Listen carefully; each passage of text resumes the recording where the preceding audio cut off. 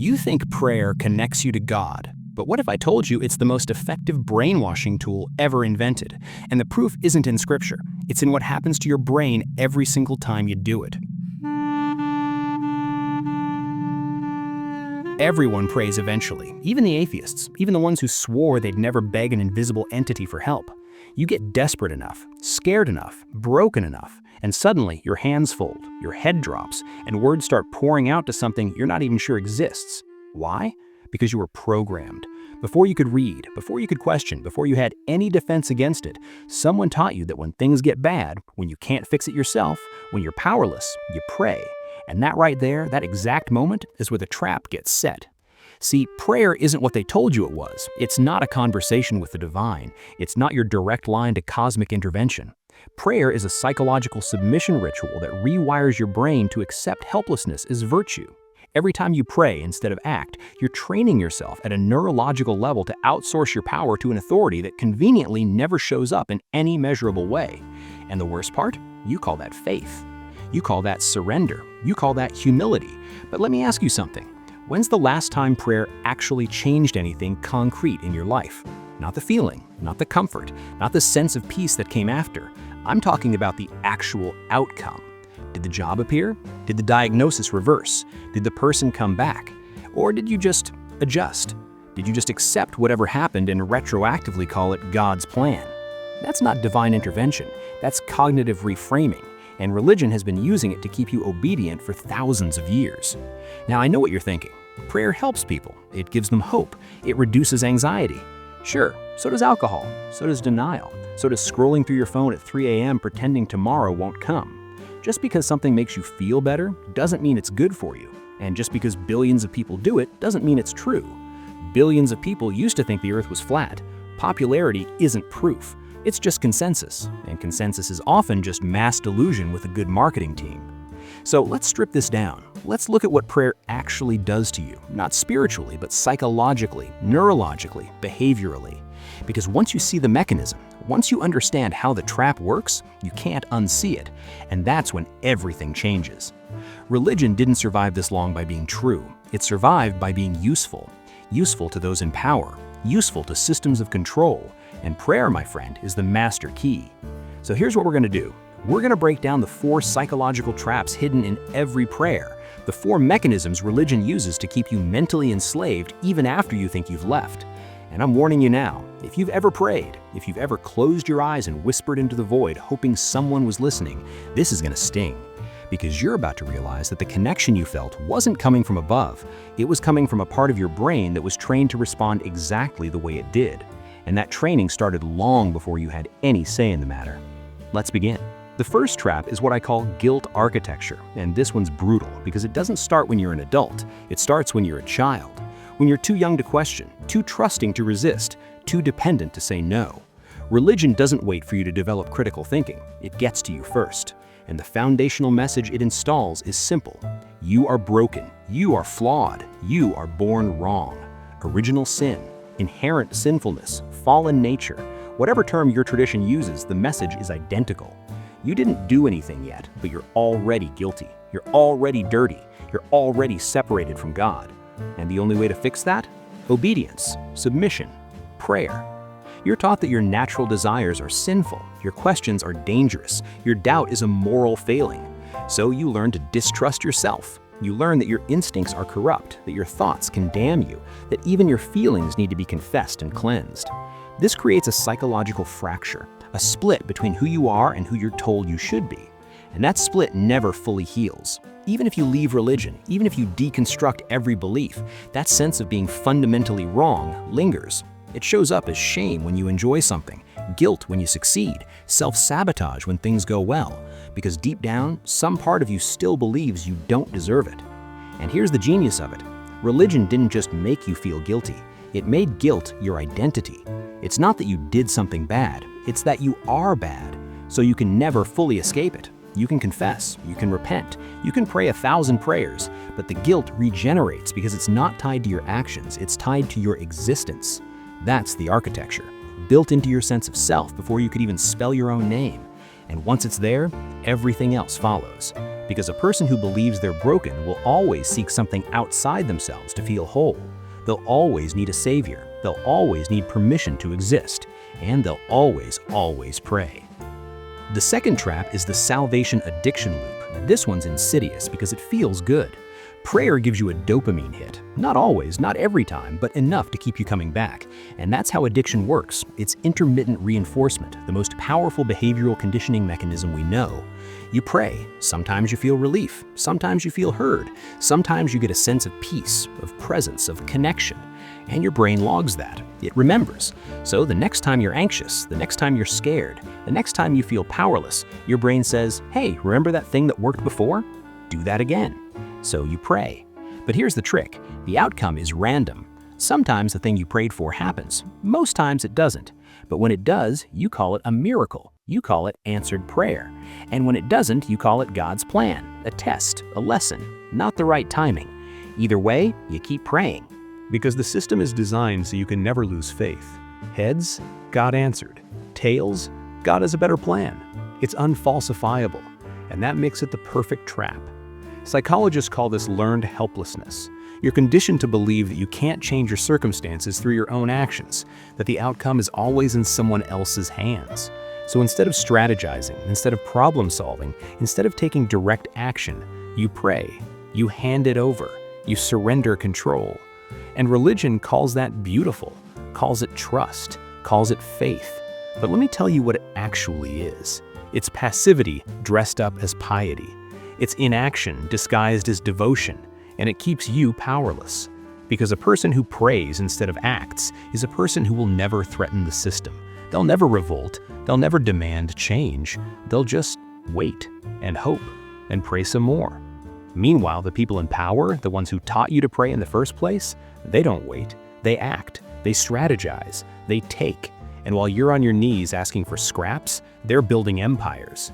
And let's talk about what prayer does to your brain chemically. When you pray, especially in moments of distress, your brain releases oxytocin, the bonding hormone, the same chemical that floods your system when you hug someone you love, when a mother holds her baby, when you feel safe with another person.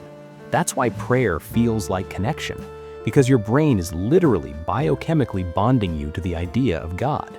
But here's the thing. That bond isn't proof of God's existence. It's proof that your brain is wired for attachment. And religion exploits that wiring. It takes your natural need for connection, for safety, for belonging, and it redirects it toward an invisible authority figure who, conveniently, always agrees with whatever the religious institution says. You think you're talking to God, but you're talking to a neurological construct built by repetition, ritual, and childhood conditioning. And the more you pray, the stronger that construct becomes, until you can't tell the difference between your own thoughts and what you think is divine guidance. That's not enlightenment, that's self-hypnosis. The third trap is manufactured meaning. Humans can't handle randomness. We can't accept that bad things happen for no reason, that suffering is often pointless, that the universe doesn't care. So we invent meaning. We tell ourselves stories. And religion offers the most comforting story of all. Everything happens for a reason. God has a plan. Your pain has a purpose. It's beautiful, it's seductive, and it's a lie. Because meaning isn't discovered, it's assigned. When you pray, you're not finding out what God wants, you're deciding what you want and calling it God's will. Someone gets the job, you prayed for that. Answered prayer. Someone else gets the job, well, God has something better for you. Either way, you get to feel like there's a plan, like you're not just a biological accident on a floating rock hurtling through an indifferent void. But the cost of that comfort is your autonomy. Because if everything happens for a reason, then you're never responsible. You didn't fail, God redirected you. You didn't make a bad choice, God was testing you. You didn't waste years in a toxic relationship, God was teaching you a lesson. See how that works? Prayer becomes a way to avoid accountability, a way to outsource responsibility for your life to a cosmic entity that never has to explain itself. And that's convenient, because it means you never have to sit with the uncomfortable truth that maybe, just maybe, you're the one who's been making bad decisions. That maybe your life isn't the way it is because of some grand divine plan. Maybe it's just the result of your choices, your fears, your patterns, your refusal to act. But that's too heavy, that's too real. So you pray. and you feel better, and nothing changes. Except now you've got a story that makes the stagnation feel noble. Religion doesn't give you meaning, it gives you a script, a pre-written narrative that you can overlay onto any situation so it feels like it makes sense. And once you accept that script, you stop asking the real questions. You stop looking for real solutions. You stop building real meaning, because you've already got the answer: God. And that answer, no matter how shallow, no matter how circular, is enough to keep you pacified. The fourth trap is the eternal surveillance state. And this one's the darkest, because it doesn't just control your actions, it controls your thoughts. Prayer teaches you that God is always watching, always listening, always judging. Not just what you do, what you think, what you feel, what you want in the darkest corners of your mind that you'd never say out loud. And that creates a prison inside your own head. You can't escape it. You can't hide from it, because the watcher is everywhere. Even when you're alone, you're not alone. Even in your own mind, you're being observed. Philosophers call this the panopticon, the idea that if you believe you're always being watched, you'll police yourself. You don't need external enforcement, you become your own jailer. And religion weaponizes this brilliantly, because the moment you internalize the idea of an omniscient God, you lose the ability to think freely. Every thought has to be filtered, every desire has to be examined for sin, every impulse has to be confessed. You're not living, you're performing for an audience of one who, according to the doctrine, already knows everything you're going to do anyway. So what's the point of prayer then? If God already knows, if He's already decided, why ask? Because prayer isn't for God, it's for you. It's a daily ritual of submission, a reminder that you're being watched, that you're accountable, that you're never truly free. Every time you pray, you reinforce the idea that someone higher has authority over your life. And the more you pray, the more that authority feels real. Even when you stop believing in God intellectually, that sense of being watched doesn't leave. It mutates. It becomes anxiety, becomes hyper self-consciousness, becomes the feeling that you're always doing something wrong even when you're not. That's not spirituality. That's trauma. That's what happens when you spend years, maybe your entire childhood, being told that your thoughts are sinful, that your natural desires are evil, that even your doubts are a betrayal. You learn to distrust yourself so deeply that you can't make a decision without second-guessing it. You can't enjoy anything without feeling guilty. You can't be happy without waiting for the punishment, because somewhere in the back of your mind, you still believe someone's keeping score. And let's talk about the prayers themselves, the actual words. Have you ever noticed how many prayers are just apologies? I'm sorry for my sins, forgive me, I'm not worthy, cleanse me, make me better. It's a script of self-flagellation, a daily practice of diminishing yourself. And you do it willingly. You bow your head, you close your eyes, and you recite your own unworthiness. Psychologically, that's devastating, because language shapes thought. And if you spend years telling yourself out loud that you're broken, that you're sinful, that you're nothing without God, your brain starts to believe it. You internalize it. It becomes your baseline. And from that baseline, you'll accept almost anything. Abuse from authority figures, because who are you to question them? Exploitation, because suffering is holy. Injustice, because God's ways are mysterious. You won't fight back. You won't demand better, because you've been praying yourself into submission since before you could write your own name. Now, let's address the elephant in the room. Does prayer work? And here's where it gets tricky, because yes, in a sense, it does, but not the way you think. Studies show that prayer can reduce stress, it can lower blood pressure, it can create a sense of calm. But so does meditation, so does deep breathing, so does petting a dog. The effect isn't divine, it's physiological. When you pray, you're usually sitting still, breathing slowly, focusing your mind. That activates your parasympathetic nervous system. That's just biology. It's not God, it's your vagus nerve. And here's the kicker.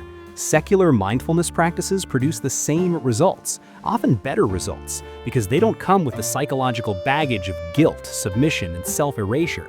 You can get all the benefits of prayer without the cost.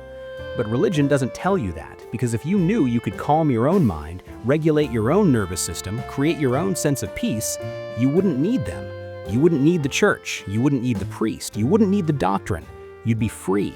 And free people don't tithe, they don't obey, they don't stay silent when things go wrong. Let me tell you what really happens when you pray. You sit there, eyes closed, hands folded, pouring out your fears and hopes into the silence.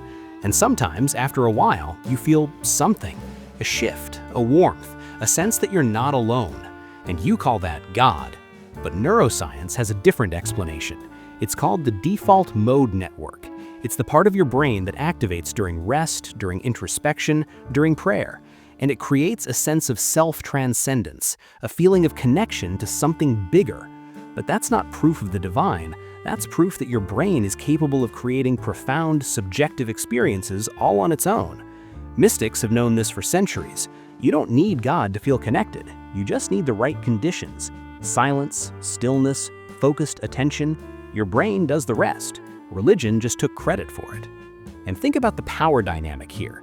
When you pray, you're always in the position of the beggar, the supplicant, the one asking. And God, or the institution that represents God, is always in the position of power, the one who grants or withholds, the one who decides. That's not a relationship, that's a hierarchy. And in any hierarchy, the ones at the bottom stay there by believing they're supposed to be there, that it's natural, that it's right. Prayer trains you to accept your place, to see power as something that flows from above, never from within. And once you believe that, once you've internalized that your worth comes from an external source, you'll spend your whole life trying to earn it, trying to be good enough, trying to deserve love, success, happiness, peace. And you'll never get there, because the system isn't designed for you to arrive. It's designed to keep you reaching, keep you dependent, keep you praying. Let's go deeper.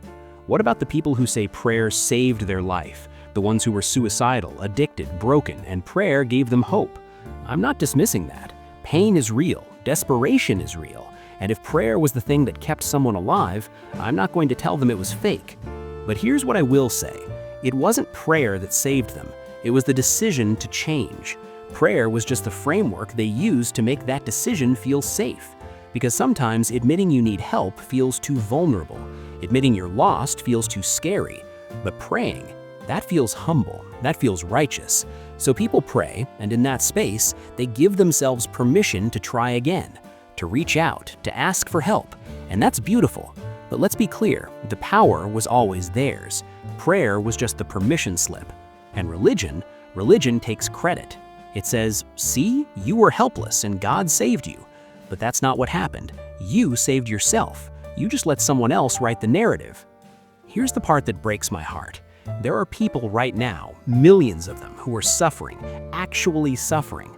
Abuse, poverty, illness, and they're praying. They're praying so hard their knees bruise. They're begging for relief, for intervention, for anything. And nothing changes. The abuse continues, the poverty persists, the illness progresses. And they're told what? Keep praying, have more faith. God's timing is perfect. Your prayers will be answered in His way, not yours. Do you see how cruel that is? You take someone's pain, someone's desperation, and you tell them the reason they're still suffering is because they're not faithful enough, not humble enough, not worthy enough. That's not love, that's psychological torture. And it's happening in churches, mosques, temples, every single day. People are dying while religious leaders tell them to pray harder, to trust more, to wait. And while they wait, they don't seek real help. They don't leave the abusive partner. They don't get the medical treatment. They don't fight the system. Because they've been taught that action is arrogance, that self-advocacy is pride, that the only righteous response to suffering is submission. And prayer is the language of submission. Now let's talk about what happens when you stop praying. Because if you've been doing it your whole life, if it's been your coping mechanism, your security blanket, your direct line to meaning, stopping feels like free-falling. At first, there's guilt. What if something bad happens because I didn't pray? What if I'm being punished? What if I'm making a mistake? That's the training kicking in. That's the surveillance state activating. Your brain's been wired to associate not praying with danger, with rebellion, with separation from God. So even when you logically don't believe anymore, emotionally, you're still trapped. But here's what's on the other side of that fear. Clarity. You stop praying and suddenly you have to face your problems directly. No more outsourcing, no more waiting for divine intervention, just you and reality. And that's terrifying, but it's also liberating, because for the first time, maybe ever, you're operating from your actual power. You're not begging, you're not pleading, you're deciding, you're acting, and you realize something wild. You were never powerless. You were just taught to believe you were, and prayer was the tool that kept that belief in place. Let me paint you a picture. Imagine two people facing the same problem. Both just lost their job. Person A prays, asks God for guidance, asks for a new opportunity, asks for peace while they wait, and then they wait. They trust. They have faith. Person B doesn't pray. They update their resume. They reach out to their network. They apply to 50 jobs. They learn a new skill. They take action. Who's more likely to get a job? I'm not saying prayer never coincides with good outcomes. I'm saying it's not the variable that matters. What matters is action. And prayer, more often than not, is a substitute for action. It makes you feel like you're doing something when you're actually doing nothing. And that feeling, that sense of having done your part, is enough to keep you passive. Religion knows this. That's why it pushes prayer so hard. Because a population that prays is a population that doesn't revolt.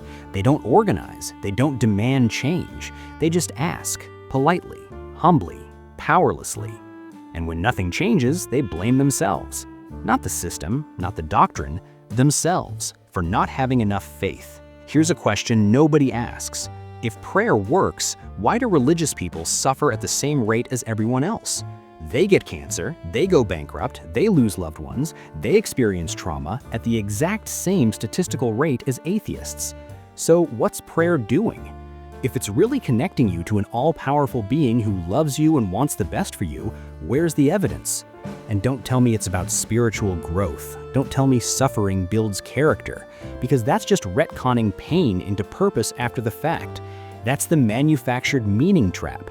You suffer, and instead of admitting it was random, pointless, unfair, you create a story that makes it feel intentional. And prayer is the tool you use to write that story. But the story isn't true, it's just bearable. And there's a difference. What about community?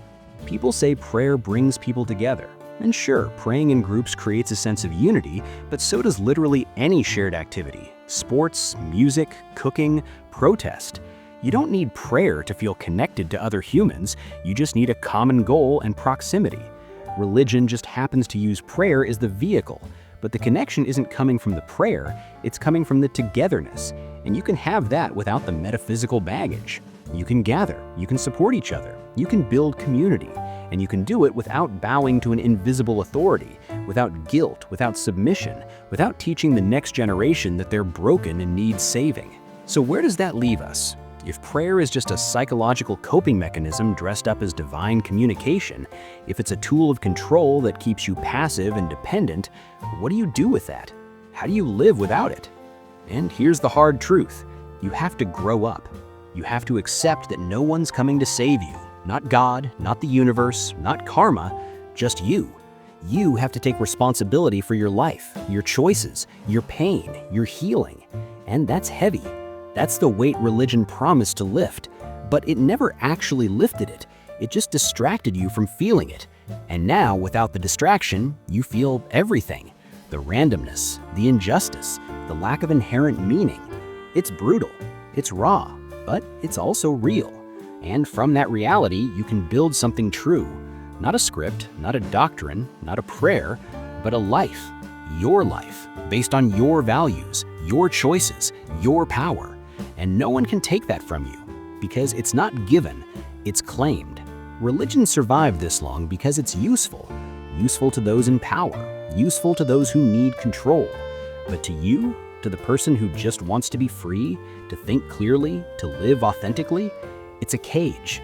A beautiful, ornate, generationally inherited cage, but still a cage. And prayer is the key that locks you inside while convincing you it's the key to freedom. So the choice becomes simple. Do you keep praying? Keep hoping someone out there is listening? Keep waiting for intervention that statistically will never come? Or do you stand up, take the weight, face the void, and build meaning not from some external script, but from your own hands, your own will, your own refusal to stay small? Most people can't handle that. Most people will return to prayer because the alternative is too exposed, too uncertain, too real. And I don't judge that. Comfort is seductive. Illusion is easier than truth. But some of you won't go back. Some of you will sit with this, let it burn, let it reshape you, and when you come out the other side, you won't need prayer anymore, because you'll have something stronger, yourself. If you made it this far, you didn't just watch a video, you looked directly at something most people spend their entire lives avoiding, and that takes guts. If this hit you, if you felt it, share it with someone who needs to hear it. And I'll see you in the next one.